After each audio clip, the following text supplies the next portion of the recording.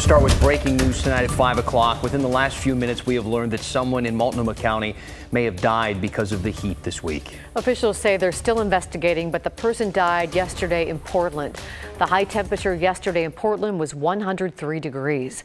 Multnomah County officials say they've also had at least 10 people go to emergency rooms because of heat-related illnesses.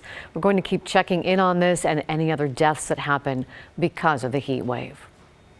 Most of Oregon is under an air quality advisory, and if you take a look outside, you will see why. This is a look from our camera in the Dalles, and you can see how smoky it is in the gorge right now. Yeah, the air quality advisory is because of wildfire smoke and smog that has blanketed our region. So where's all that smoke coming from, and when will it go away? Here's Devin Haskins. Socked in with smoke from downtown Portland in the moderate range to the Dalles with the unhealthy air. The layer of smoke and smog covering parts of Oregon and southwest Washington.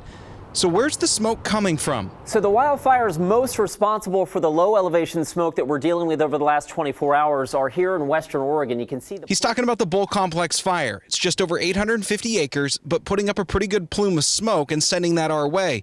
Then there's the Middle Fork Complex fire in Lane County, which is over 6,900 acres. With the winds yesterday, that helped to push that wildfire smoke into the Willamette Valley. Wildfires in Washington and Canada are also playing a factor.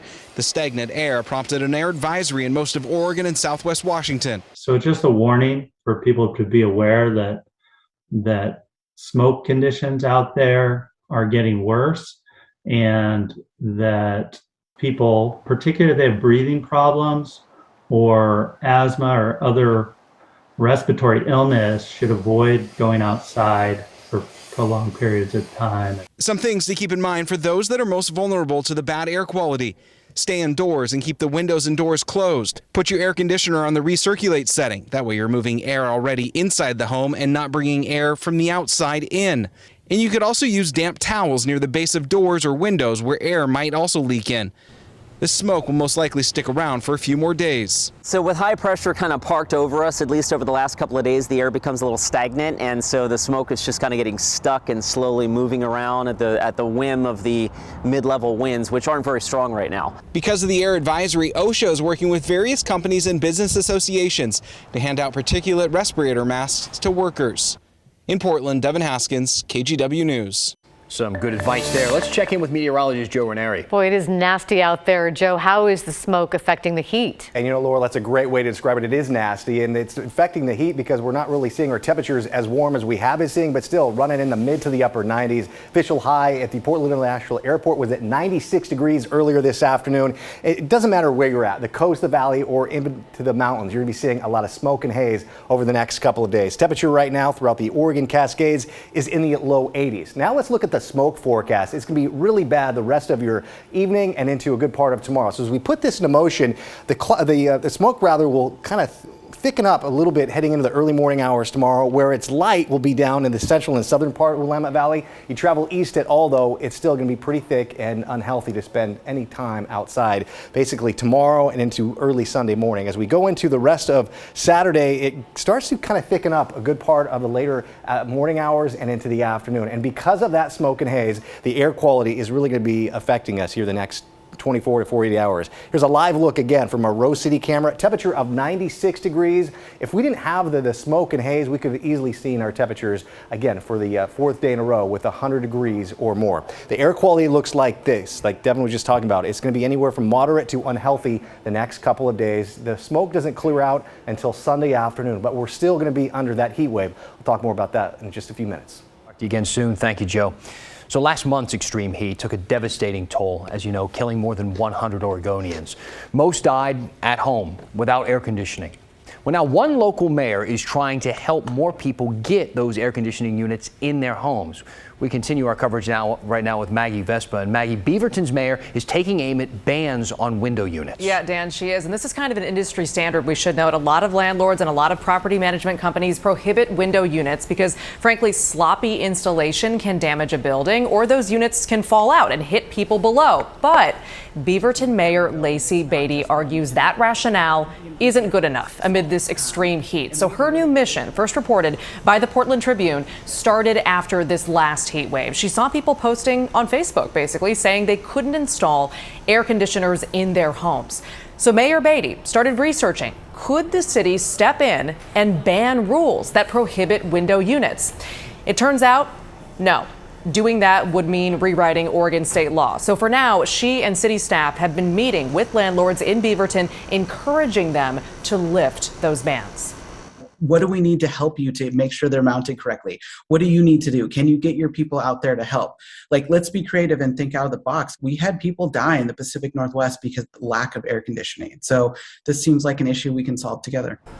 So really quick, more on that state law that I mentioned. Right now, Oregon requires landlords make a property, quote, habitable, which requires providing heating, functioning plumbing, things like that. But air conditioning is not on that list. So Mayor Beatty is also reaching out to state lawmakers and pushing them to rewrite that law. And that in mind, I asked Governor Kate Brown about her take on this, and her office sent us a lengthy statement about how seriously they're taking this heat. It concluded by saying that she's reviewing, quote, this and other issues. Dan? Interesting. Looking for solutions. Thank you, Maggie. Sure. So there are cooling centers located all across our area the next couple of days for those people who do not have air conditioning. We have another quick way for you to find that. You can text the word HEAT to the number you see on your screen, 503-226-5088. Text that word HEAT and we'll send you a direct link to a list of all the cooling centers straight to your phone. You also get a link to the latest forecast and temperatures. Oregon Governor Kate Brown is deploying up to 1,500 National Guard troops to hospitals around the state to help deal with the surge in Delta variant cases of COVID-19.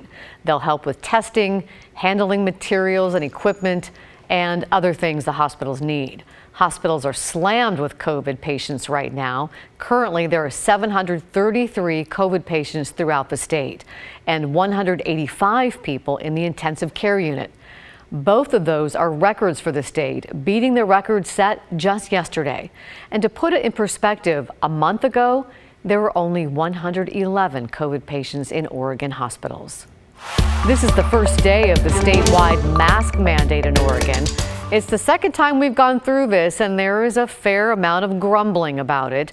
At the Clackamas Costco, we found workers handing out masks to those who forgot or didn't know the mandate started today.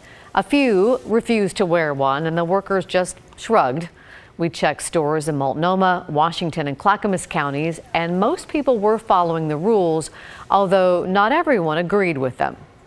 I wish she had stuck with her thoughts about letting people decide for themselves. She was going to let each county do it and then took her word back when people didn't behave how she wanted to, and that just kind of undermines our trust in her. I'm for it. I feel like the numbers of stuff rising. Why not, you know? While stores were encouraging people to wear masks, we saw no enforcement of the rule. The school year is set to start in less than a month now. In Portland, nearly 50,000 students will be walking onto campuses. Today, Portland principals and school leaders got a bit of a pep talk from the superintendent at a 3-day leadership conference.